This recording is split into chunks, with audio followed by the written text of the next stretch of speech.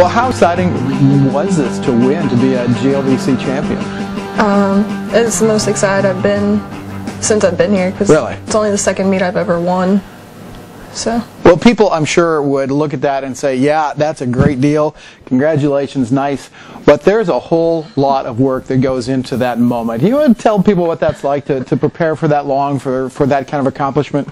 I mean, it's just, you know, every day working hard, but like getting to the meet and actually doing it is something completely different.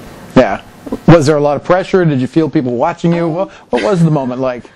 Well, going into finals, I was seeded first, so it was a little bit of pressure going into that. And then on our second throw, the girl in the second threw farther than me, so I had to like actually really work for it. And it came down to our the final throw, and like everybody around was just really quiet. And, like I could tell that they were just paying attention.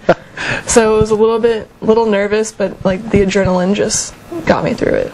Well, I'm sure now you can sit back and say, well, you know, I had it all under control and everything like that. But was your heart racing a little bit faster? Were you were aware of what was going on? Yeah, I think like before I got into the ring, it was beating pretty fast, but once I got into the ring, I could like calm myself down. Is that kind of that muscle memory and having done it so many times? Yeah. Yeah. Definitely. That's a great feeling, isn't it?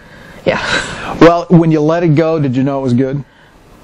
I could see, like, I kind of tell how far it went, but I wasn't entirely sure that I'd thrown it farther than the other girl had. Right. So it wasn't until like they read it off that I was like finally like completely calm and like super excited. Yeah. And, like.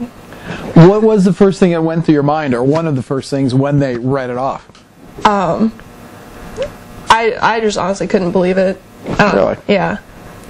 It took a lot of work to get to it, but like I ran over and you know, gave Coach Tom a high five and like was hugging a bunch of my teammates that were right there watching also, and just a whole lot of excitement. Well, Sarah, if you would, pick up your medal and just look right into that camera and show them, because it's a nice medal. The GLVC has done a good job with that. Yeah. And it's got the GLVC logo on there, but kind of etched out. And then as Jessica Bory was saying, on the back it actually lists the event, which they did not do last year, at least in the outdoor season. So that's a nice piece of hardware for you. I imagine you've got several, even though you said this is just the second time you've won, but that's going to be a pretty special one, I would think.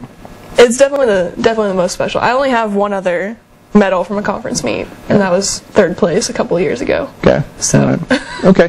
So the throw, it's a specific event, the weight throw. It's not a hammer throw. It's not. You know, we talked about this when we weren't recording, but it's a 20-pound piece of metal in a bag? How would you describe it? Pretty much. It's like basically like a 20-pound shot put. Okay. But it has like a little covering on it, and you throw it like you have a handle that you hold on to when you spin and throw it.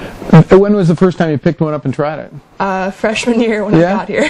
Yeah. And here you are 4 years later as the conference champion. Yeah. Okay. How does this translate into what you do in the outdoor season?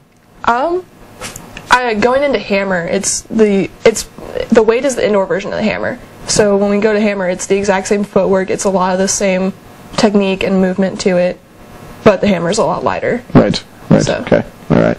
All right. So now you do move into the outdoor season. You're going to throw the hammer this year. What are your expectations for the outdoor season? I mean, I got 9th last year at conference, right behind Brittany Riley and Taylor Cotton. Okay. So one of my goals is really I really want to break Taylor's hammer record. Good. Yeah. Yeah. All right. Let's change pace a little bit. As a senior, what are you going to do when you graduate? Ooh. Don't entirely know yet. Really? I'm a psychology major, and I really want to do sports psychology. Okay. So, because I can't see my life where I'm not working with athletes somehow. Do you think that the track and field, because of its individuality and events, lends itself a little bit more to sports psychology? Than a team sport, say? Maybe, but I think like any sport really can help you towards that. Is there any special aspect of that really intrigues you?